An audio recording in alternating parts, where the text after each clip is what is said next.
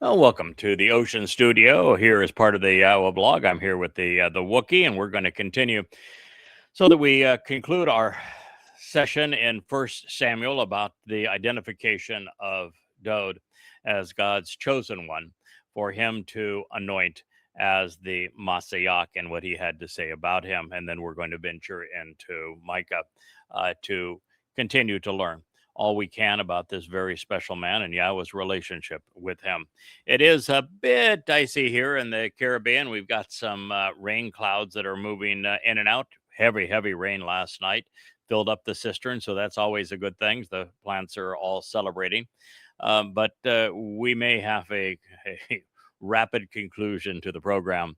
Um, by way of an update, we will be doing a vlog on the blog on what's the next escalation in the Iranian war. It appears that Donald Trump is going to dispatch uh, many thousands of special forces to take the islands in the Persian Gulf. And I want to talk to you about what I think the consequence of that is going to be as it plays out, most likely over this weekend, so that no one is surprised. Um, Also, we've made a lot of progress on the yadayah.com website. We have one malcontent that we're going to have to figure out what to do with because with everyone using it well, we have a plant from the that malcontent cult that is trying to abuse everything that I have so freely shared to be a contrarian. And so we're going to have to figure out how we preclude a gift that I am offering people to learn about Yahweh from being corrupted by the malignant among us. But other than that, things are quite well. We actually got up for a few minutes a community page. I thought it worked great, but our beloved web designer, Sir Joe, wasn't convinced that it was ready to put up for live use yet, even though I made probably 10, 12 posts on it and thought it was working just spectacularly as creating the kind of community we were hoping for. And I suspect that he'll get it back up shortly and we can use it. But it has a couple of glitches and he wants to fix those before it goes live. But anyway, we're very close to having a community capability within the website. So very pleased to announce that. This particular line is one I wanted to share with you again so that we can conclude our review of First Samuel as Yahweh directed his judge, who became a prophet, Shamuel, which means he listens to God, to reach out to and retrieve the eighth son of a really a derelict man and a mother who was never known to her son.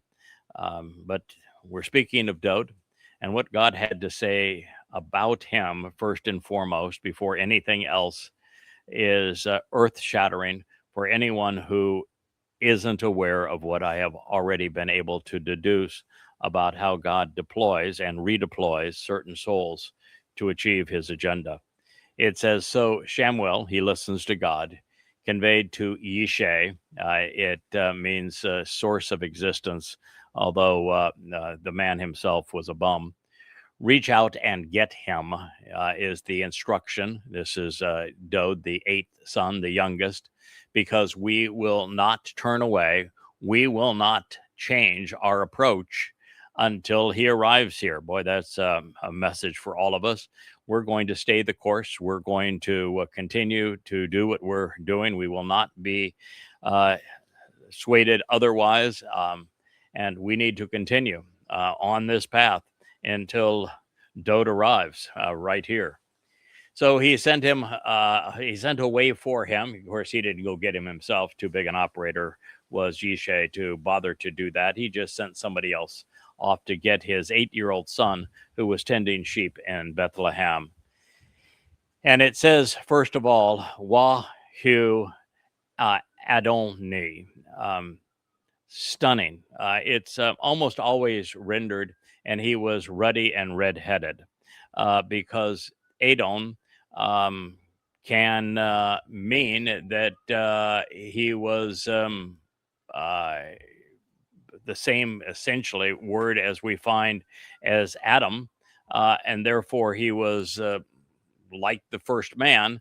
And Adam, the description of man, and Adam, which is now used to describe the first man created in God's image, are synonymous in the Hebrew text. There is no difference between the way Ha Adam is written, meaning the man, or Adam. In fact, you have to take the definite article away to turn Adam into a name. It's always presented in that context of as Ha Adam, as the man. So it is descriptive of the first man that God created in his image, and that makes him special. It's the only person that God literally conceived with his own hands, no mother, no father, and that God blew the nefesh soul, his consciousness, into him, along with his nasama, which is his conscience, ability to discern right and wrong, to be able to reason and be judgmental. The one thing that made him in the image of God, this ability to exercise good judgment regarding the things that he was witnessing around him. And that makes Adam the firstborn of Yahowah in this regard. And so when Yahowah speaks of Dowd as his firstborn, there is, for those who know how to make reason connections between the things God says, a definite correlation between Dowd being God's Bakor, firstborn, and Adam being the first man, literally conceived by God, where God is the equivalent of the mother and father, and where he has breathed his soul right into him. And this says Adamoi, and it's Adamoi, Adamoin, then with a yod at the end of it.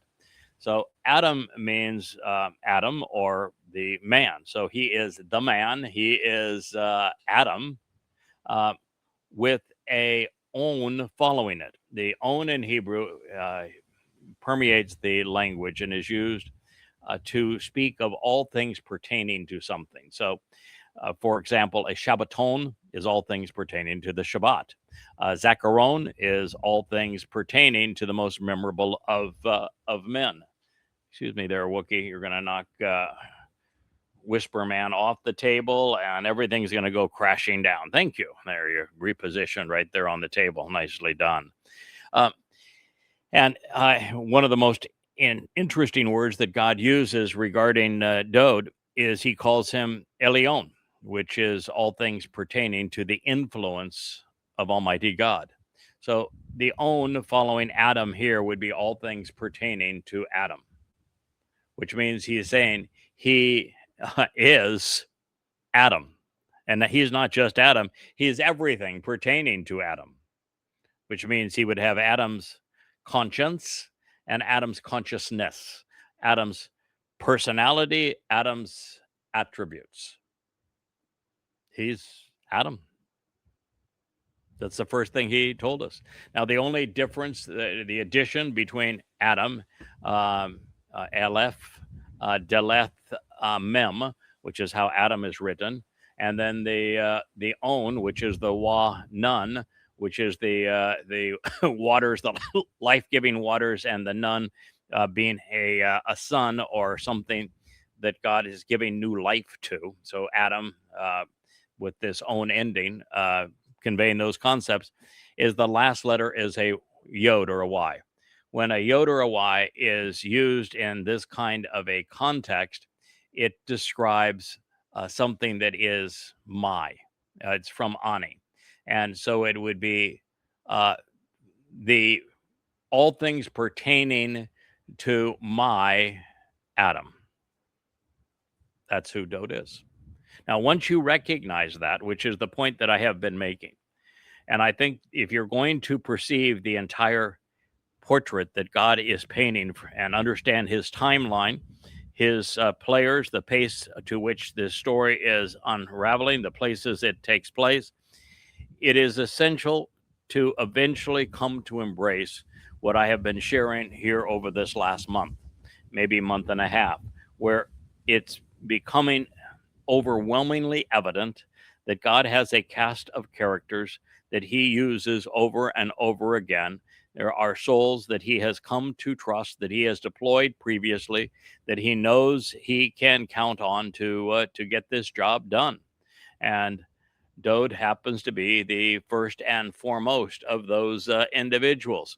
The captain of the cables is out here saying, I think we're still okay, but it could pour on us any moment. I'm drip dry, but we've got, I don't know, $20,000 worth of equipment out here that may not take the same view. Plus, our books don't much like water. I don't know if you've ever seen a paperback after it has been soaked, but it is not a pretty picture. So we'll try to protect the books first of all, and then things like the microphones and the teleprompter and the cameras and the lights and the computers and all of that sort of thing. So this is really a profound insight. The fact that God is confirming it this adroitly after we discovered it is just an indication of how genuinely good, kind, compassionate, caring he is regarding those doing his bidding. Every time we've come up with an insight that it strikes you, say, the only logical, rational, reasonable explanation of what we are considering here would indicate that this is a new conclusion, a new profoundly important insight. God then directs us to a series of passages that confirm it. The tail wag here is because Leah has come to the doorway, and I think she's retrieving Kara. And Wookie is you can see what Wookie thinks of Leah. So I'm thrilled with this. I'm very comfortable with everything that it represents and know it to be true. And I hope that it becomes more and more comfortable with the covenant family, that God has a series of people that he likes to use. And then it goes on after saying he is all things pertaining to my Adam. And it says that he is Yahowah, which means he's a very attractive individual. He has a cheerful attitude. He's has a bright disposition. And he said he's pleasing. In appearance, he's beautifully proportioned, desirable. Seeing him from God's point of view, at least, he's exceptionally pleasant. But now, imagine this, because I think it's important for you to know this. God will tell us that he sees individuals different than we do. He sees what matters, which is the soul. The body is irrelevant to him. The body should be irrelevant to us. It's all about the soul. I think part of the problem is what religion has done. Both Judaism, Christianity, and Islam all speak of bodily resurrection as if the body is going to be part of the eternal existence, and it's just utter rubbish. If you're in love with your body and you think that your body matters, then you're not part of the covenant. You're just not going to be part of this family going forward. You've got to recognize that all God sees in us is our nephesh soul. That's the only part of us that goes forward. It's the only part of us that can be released from three dimensions, be enveloped in light energy, and taken into the fourth, fifth, sixth, and seventh dimension, exploring the universe and entering God's heavenly home. And so when he says that he was visually pleasing, what God is saying, the soul that I see, I like. That soul is beautifully proportioned. It's desirable. It's exceedingly pleasant. It's agreeable. It's delightful. Yahowah loves Dowd. All there is to it. And he said, of your own volition, now stand up. Take a stand regarding Dowd. You should want to anoint him as Messiah of our own free will. This should be our decision, that we recognize that Dowd is the Messiah. We should anoint him, give him that distinction. That distinction belongs to him because indeed this is he, God said. So, Christianity created a religion based on a myth that Paul created and called him the Christ as if he were the Messiah. It happens to be a Greek term that speaks of the application of drugs. It was the closest Greek term that they could find, or that Paul chose anyway. It means, by the way, to be drugged. But to say that of a Iusu Christu is to spit in God's face. God said, you should want to anoint as Messiah Dowd, because indeed he's the one. This is he. And for the idiots that promote Christianity to say, oh no, it's Jesus, he's the Christ, you're telling me that God is a liar. And I'm not buying it. You shouldn't buy it. It's a fool's folly. It's annoying to God. Don't do that.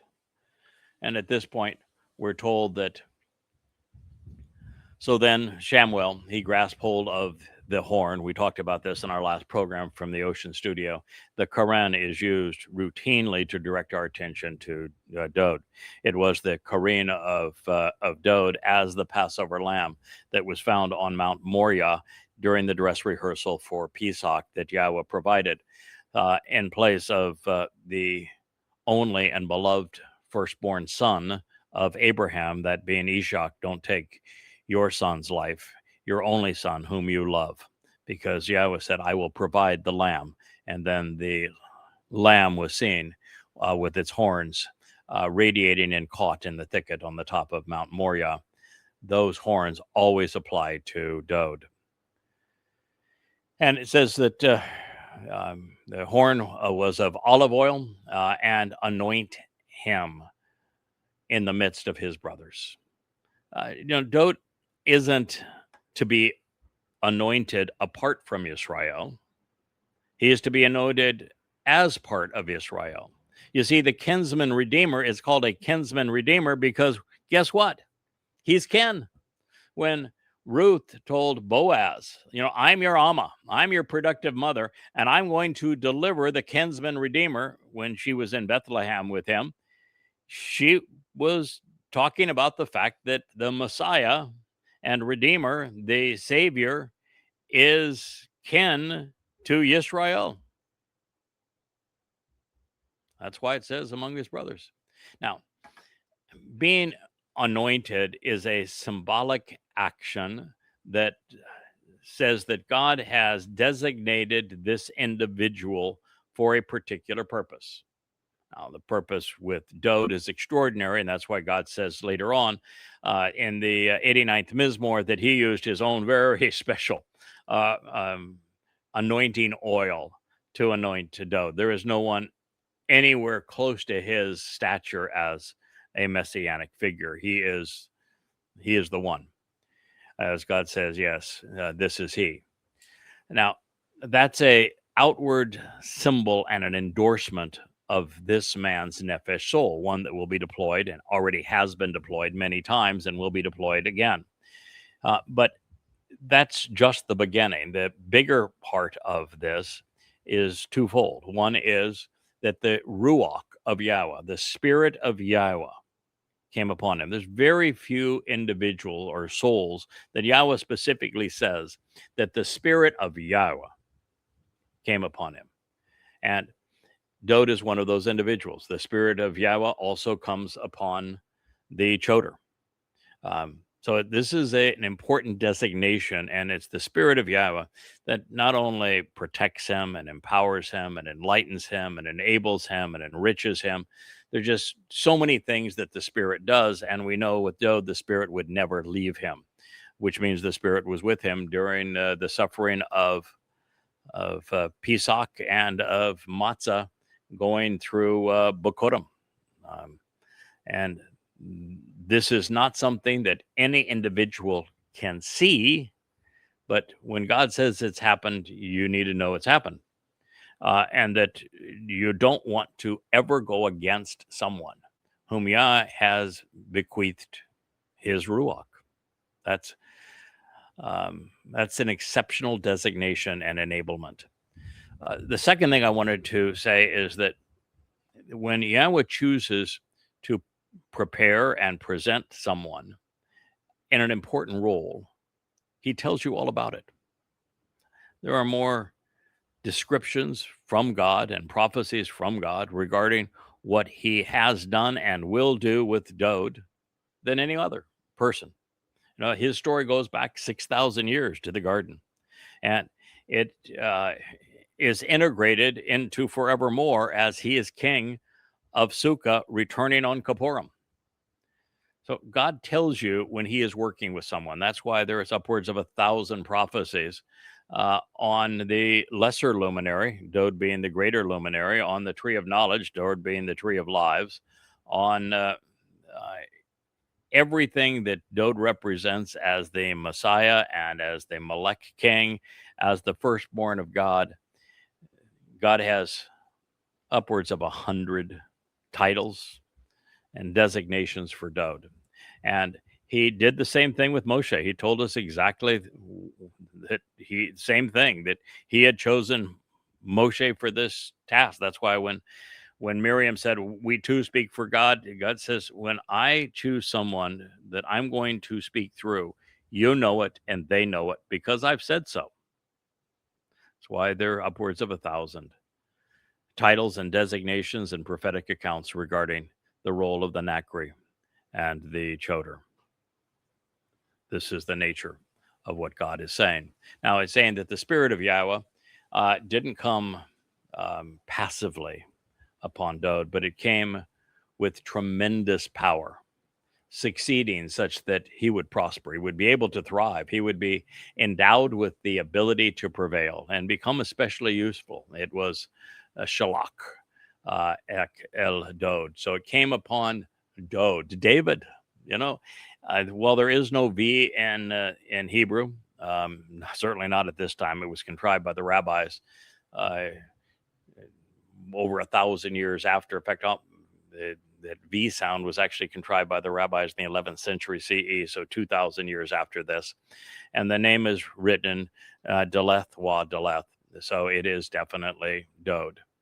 But it says that Spirit of Yahweh came upon Dowd. Doesn't say it came upon Jesus. Doesn't say it came upon Hashem.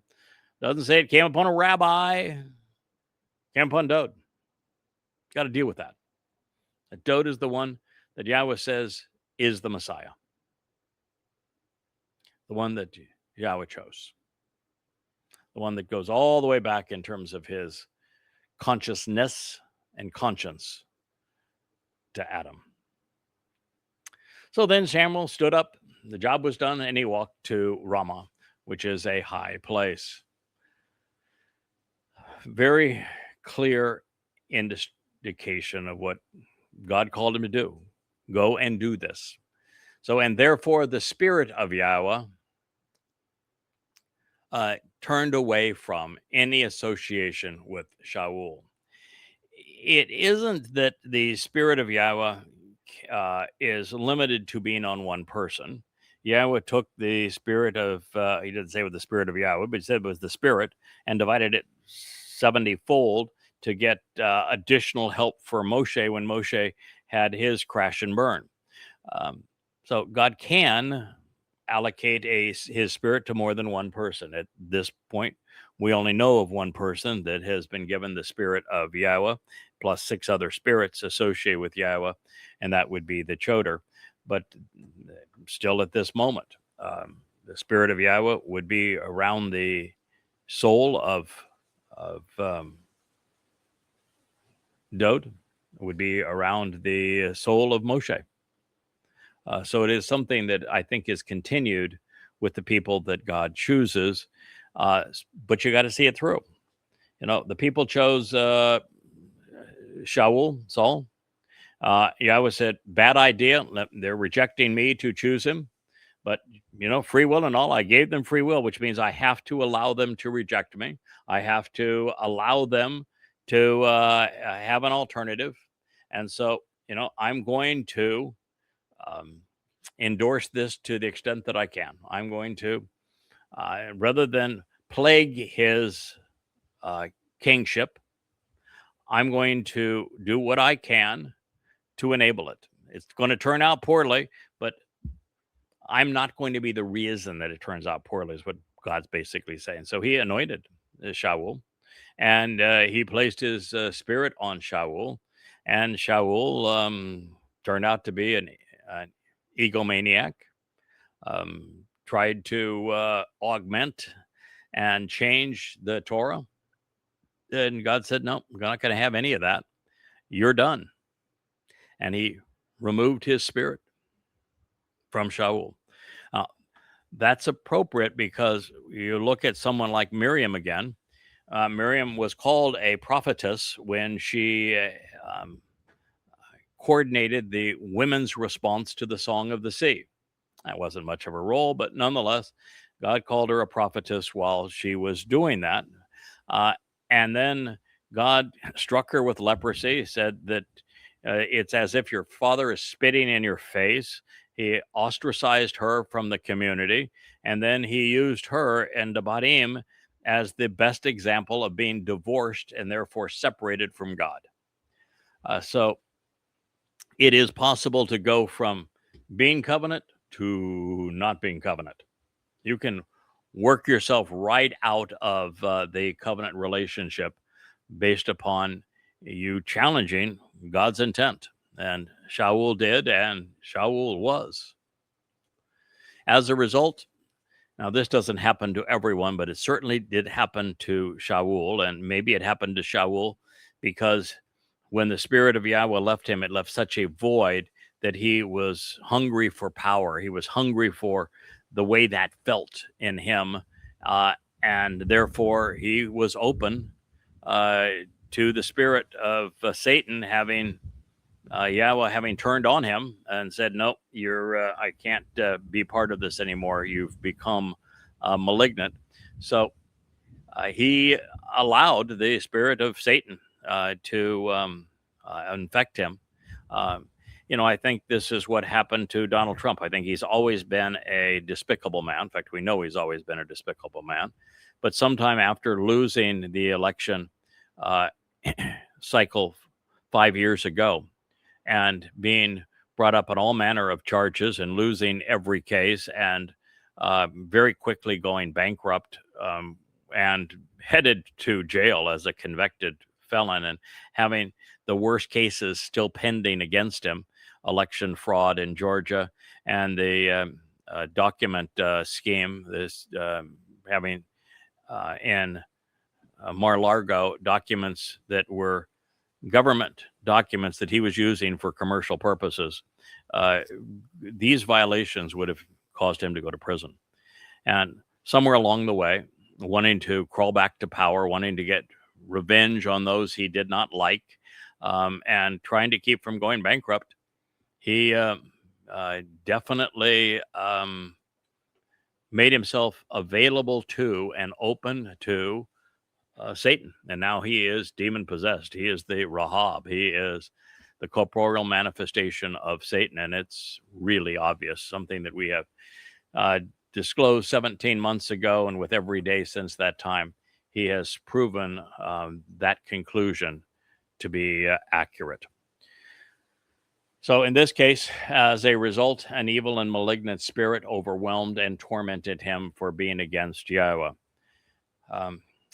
For those who don't like the idea of me saying that Donald Trump is demon possessed because they don't like the idea of demons or Satan or whatever it may be, the testimony of Yahweh indicates that it is possible for someone to be overwhelmed and tormented, inundated and troubled, pained, if you will. That's what Ba'ath means, by an evil and malignant spirit. This is what it says. It's a harmful and inaccurate, perverted and ruinous, incorrect and immoral Ruwach.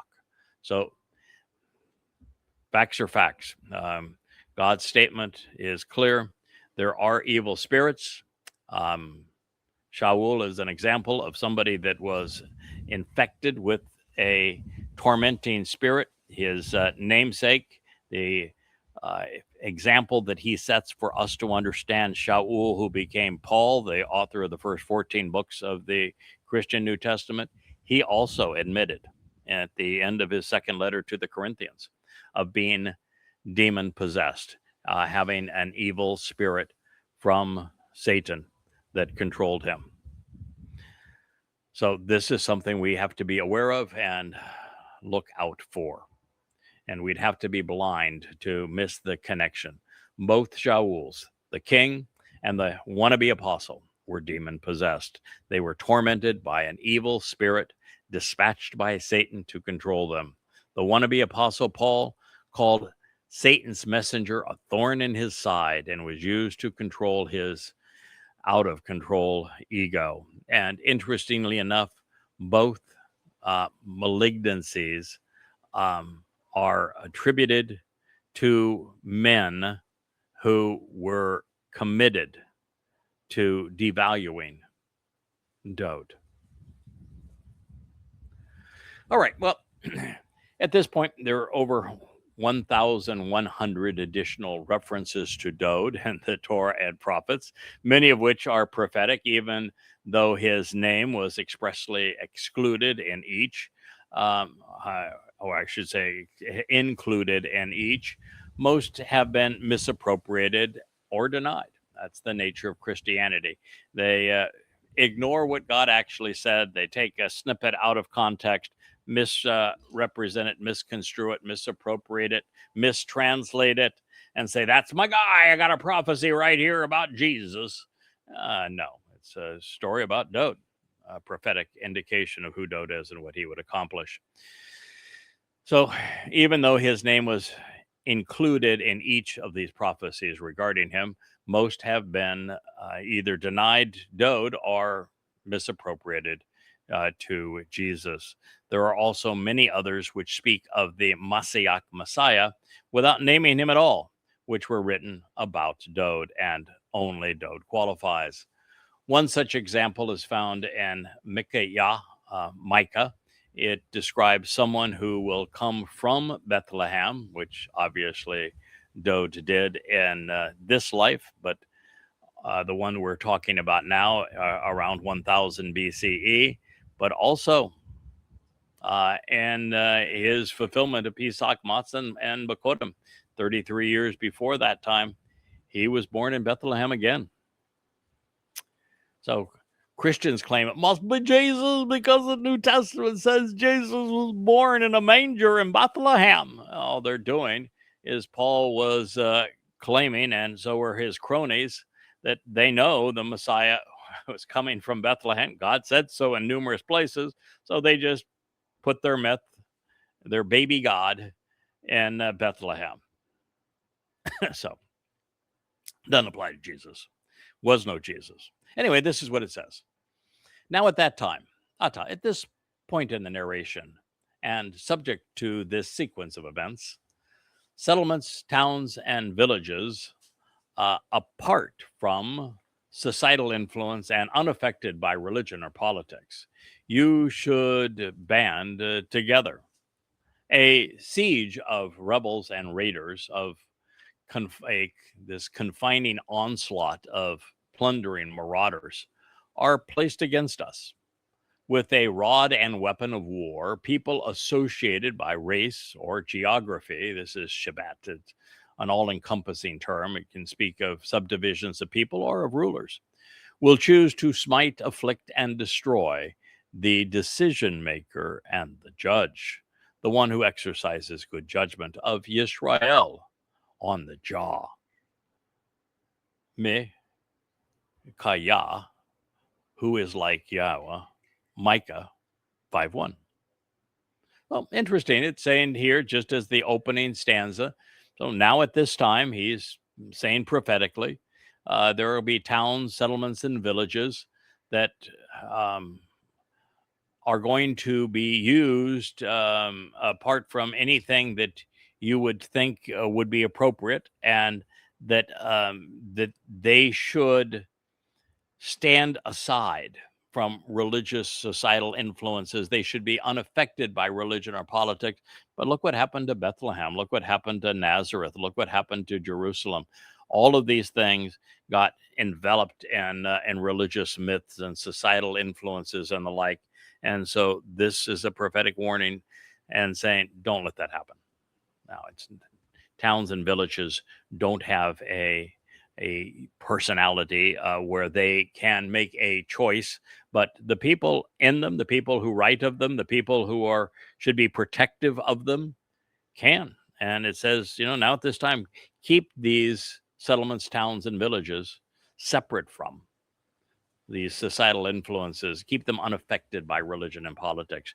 And you should band together in this regard, because there is going to be a siege of rebels, so these raiders who will have an onslaught, and they will try to plunder these towns, and they will be against Israel. That's what Christianity did. That's what Islam has done. And so, with a rod and weapons of war, people associated by race, culture, and geography, both Christians and Muslims, will choose to smite, afflict, and destroy the decision maker and the judge of Yisrael, doing so on the jaw where one would speak. So there would be occasions where this would apply, both of which pertain to Dowd in actuality. The plundering raiders seeking to restrict and afflict Israelites, robbing them of their dignity, their land, their Messiah, and place as God's people, would be known as Romans, both the empire and the church. And that would place this attack adjacent to Dowd's arrival to fulfill the first three Mykayah in year 4000 Yah. Or these marauding militants could be today's Muslims hell-bent on ransacking Israel. If so, this would be addressing the days before Dowd's return in year 6000 Yah to fulfill the last two Moed. Either way, they are attacking Dowd, who is Israel's decision maker and judge, seeking to silence and incapacitate him. But there's also a decision maker that God has empowered that is speaking to the world at this time, warning them that to disparage Dowd and to attribute the lands that are associated with him and his kingdom with the religion of Christianity or Islam is a diabolical thing that is going to engender Yahweh's wrath, to the extent that all of you who do that, who opined for a Palestinian state and freeing Palestine, and for denying that Jews have the rights to the land of Yisrael, you're in serious trouble, because God's going to annihilate all of you before his return on Teruah in year 6000 Yah, which is 2033, 7 years from now. And you, Bethlehem, it's house of Lechem, house of bread, or house of conflict. Lechem can be translated either way. Ephra, which means fruitful, branching off and bearing fruit, which, of course, Dowd would certainly do. Existing as the younger sibling among the thousands of Yehudah, from you to approach me, one shall come forth to be the one who writes proverbs and governs, Mashal, in Yisrael, whose beginnings is from antiquity, from ancient days. Well, who do you suppose we're talking about here? Who's came from Bethlehem? That would be Dowd in life, this particular life, the one we're talking about now, which is 1000 BCE, thereabouts. And then he was born again in Bethlehem to fulfill Pesach, Matzah, and Bakurim.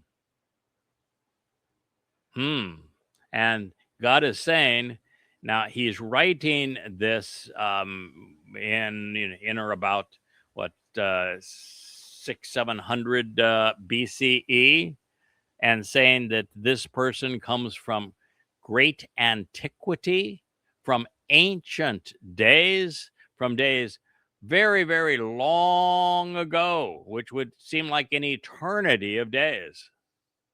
And this ancient days and from antiquity is repeated with men kedem, from long ago, because he existed a very long time in the past. And from ancient days, men yom alam, right back into antiquity. I know somebody that came from antiquity. In fact, the first man that was created with in God's image by God Himself, with both a conscience and a consciousness. His name, well, he was called the man. We know him as Adam, and Yahweh just told us that Dowd was Adam. All things pertaining to Adam.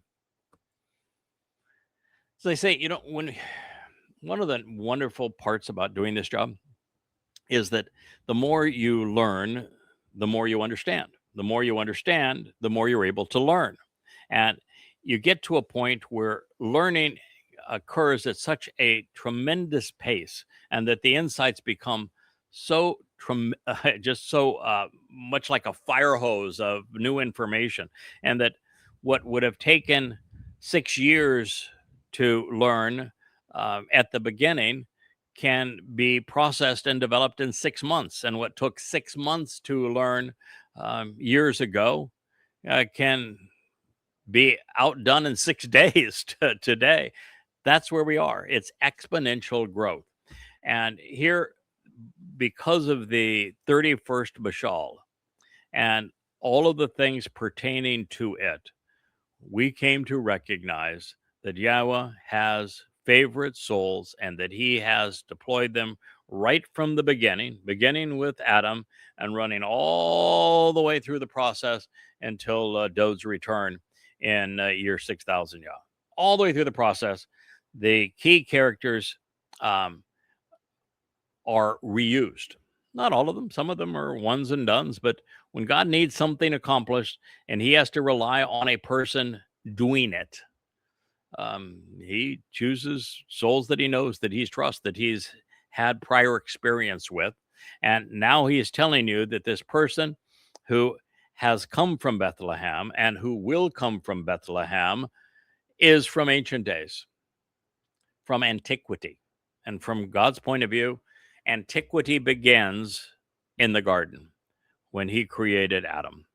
And so these insights about God taking certain souls, and Dowd is first and foremost among them. Chinook is the next, who is plays out 8 times in God's story, all the way to today and throughout tomorrow. That these souls come from antiquity. There is even the possibility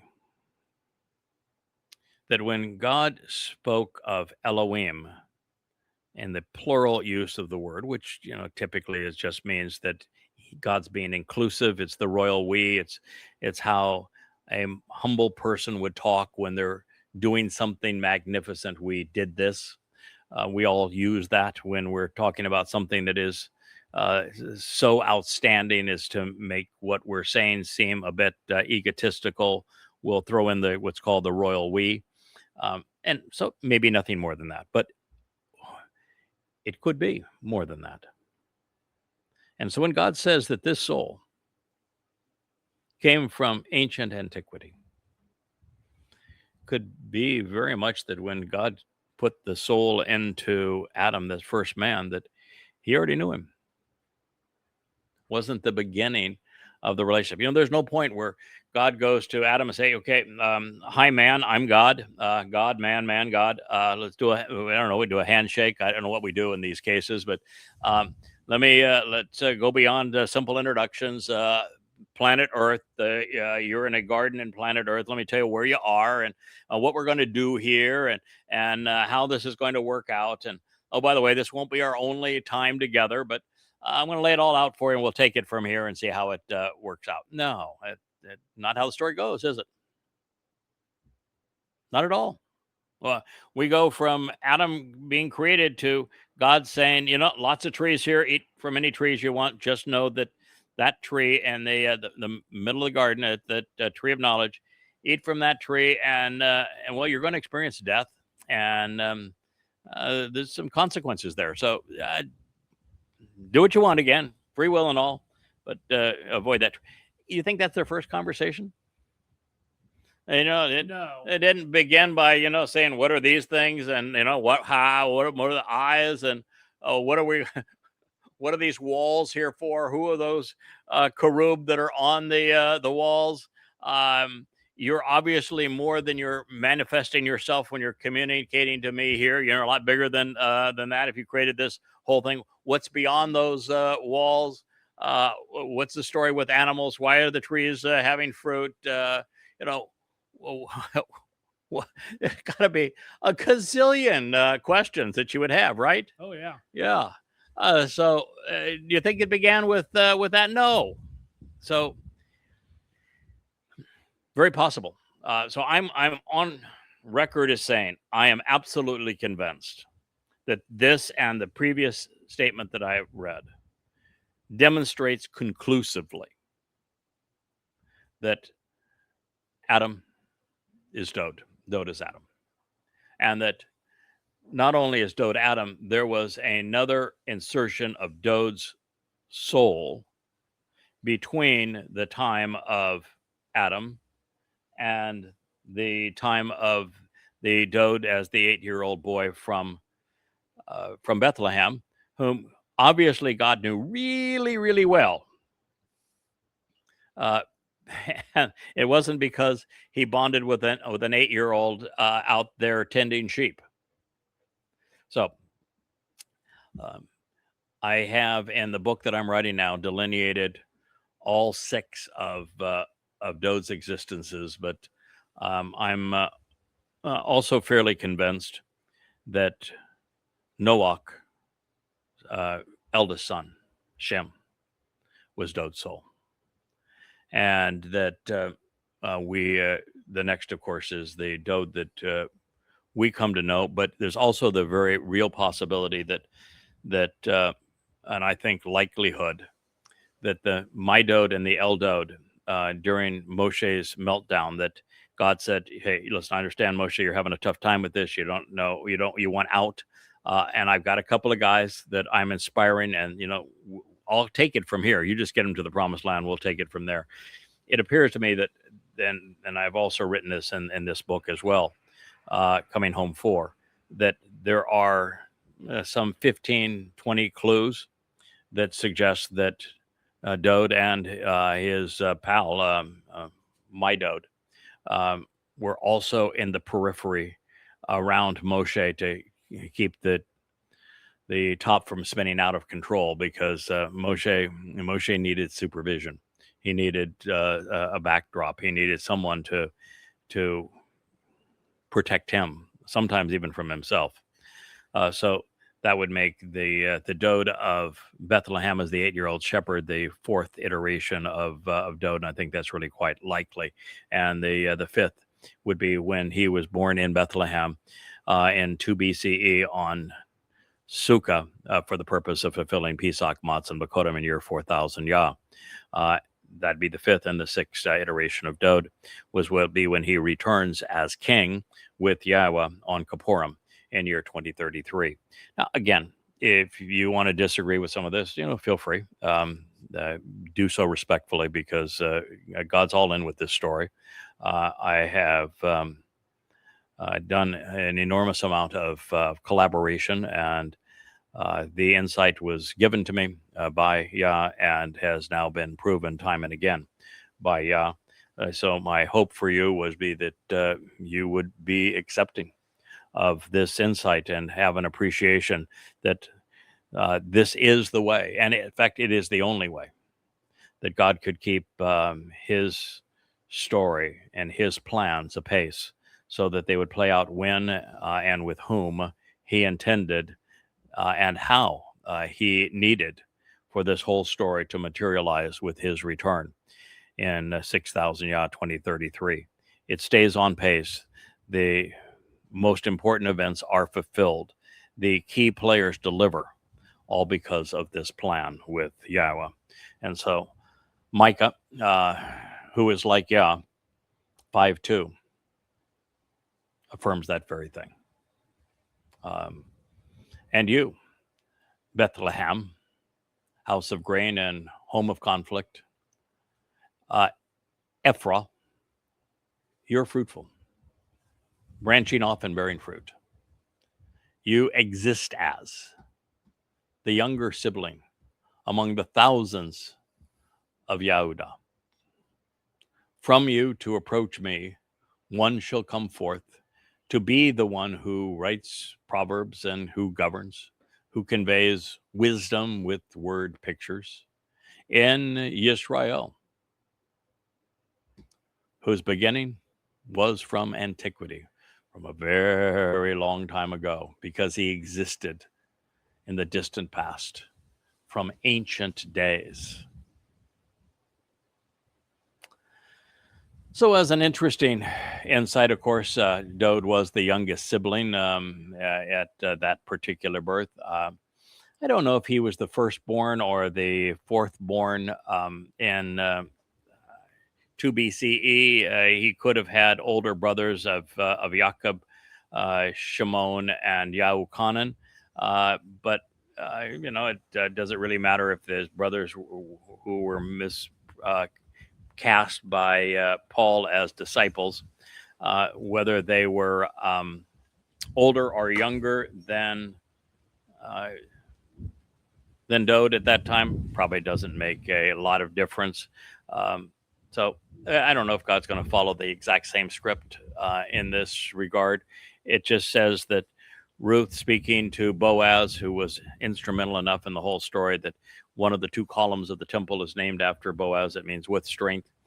That she said to him, I am your Amma. And we know that the Amma is the one who delivers Dowd. And she says, I will deliver the kinsman redeemer to you. And when we trace all of the prophecies regarding what happened and where it happened, that it's obvious that they gave birth to Dowd in 2 BCE on Sukkah. I don't know if he was the youngest at that time, but this God could have stayed the same way and had him be the youngest and his older brothers look after him. Would have been just fine as it relates to the story. So we have Dowd being born in Bethlehem, both of these two occasions, as well as him being conceived in the garden 6,000 years ago.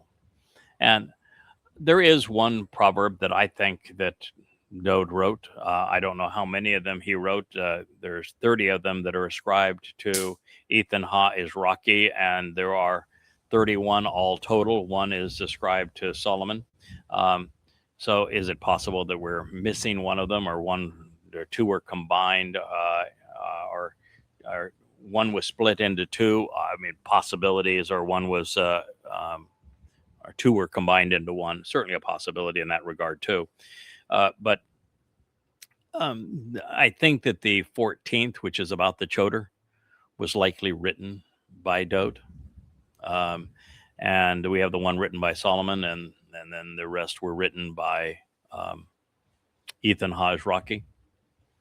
So Dowd's extraordinary in this regard. He is the ultimate leader of God's people. So Mykayah, Micah, wrote between 735 and 700 BCE. I don't know if we have him on the timeline, but if we don't, we should add him. I know how to do that now. We have an admin to do that.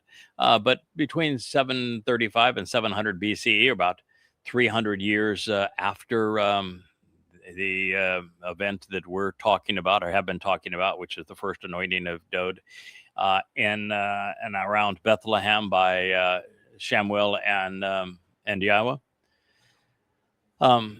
So the departure from Bethlehem probably took place with in that particular meeting in First Samuel around 1034 BCE. Now, is that considered ancient times, long time ago? 15 generations? No. So he's looking all the way back to the time of Adam, all the way back to the beginning. So now for an unexpected wrinkle in the framework of time, among the Qumran collections, there was a commentary written on behalf of the sect's righteous teacher, which was based upon Mykayah, Micah. And making his argument against the Pharisees, the Essene wrote, "One shall not come forth to be the one who writes proverbs and governs in Yisrael."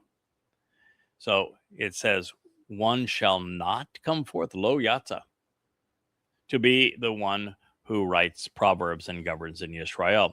If his question was accurate, then Yahowah was bemoaning the fact that after Dowd, there would be no one to lead his people. And in context, there are also a few variations between the Essene citations and the Masoretic text throughout the rest of the book. This negation is still worth noting. Returning to Mykayah's prophetic presentation, this next statement speaks of Yisrael having been released such that they would no longer influence others, and then of her beginning to bud and grow again after a long intermission. Therefore, we should be anticipating God's family returning as the covenant is reaffirmed following a painful and traumatic estrangement. Here is what it says. Therefore, he shall give them to another until such time as she begins to bud and grow, conceiving and giving birth, Yalad, Yalada. She becomes pregnant, experiences birth pangs, and bears offspring with feminine characteristics, begetting a daughter in travail. Then the remnant of his brothers shall change as they return, and they are restored as the children of Yisrael. Micah 5:3. So the story here is there's a daughter of Yisrael. She's the Amma. And that there is a time when, after Israel has been given over to the control of another, God has divorced Israel back in the time of Hoshea, 750-ish BCE. Then there is a time now where Yisrael is able to grow and conceive and bud again, as we're looking at the germination of the covenant family of this Amma and her Baal husband, able to conceive this covenant family, giving them birth. And so God's saying, yeah, I gave up on Israel. I pulled away. I divorced Israel. And so she was controlled by all manner of nations. But now she's ready to bud and grow again. She's ready to conceive and give birth. And that ultimate family comes in not so much by the few that are part of the covenant, but by the many who will be part of the remnant. This is the remainder that is left. That remnant that exists and is also brought into Jerusalem on to Ruwach in 2033, year 6000, and that remnant will be of his brothers, of Dowd's brothers. And the thing that will make them different and them receptive to being productive again is they will shub. It's shub for shub or no shub for you. They will finally shub. They're finally in a position to return. They're going to change and return to God, and so that they're in a position for God to return to them. Then the remnant of his brothers, this is in 2033, shall change, and they will return, and they will be restored as the children of Yisrael, of those who engage and endure with God. I think that's a lovely place for us to conclude this particular episode of the Yahowah vlog here in the Ocean Studio. We've covered a lot of material already. We'll return to this hopefully tomorrow. We have a vlog on the vlog later today. I would dearly love to get into the first episode of basics on Shamuw'el, because we have a lot of material to make our way through until I reveal to you one of the most interesting prophecies that well, we have stumbled upon, at least this week, about the timing of Shabuah and those who are included and those who are counter to its purpose. And we'll get there. So long as the voice holds out and the king of the cables is able to keep us online, the rain doesn't fall, the Wookiee hangs with me. Looking forward to our next program. We'll be here with you shortly. Good day. Hey there, thanks for tuning in. That was Fetch. Gotta run now. Catch Yao on our next podcast.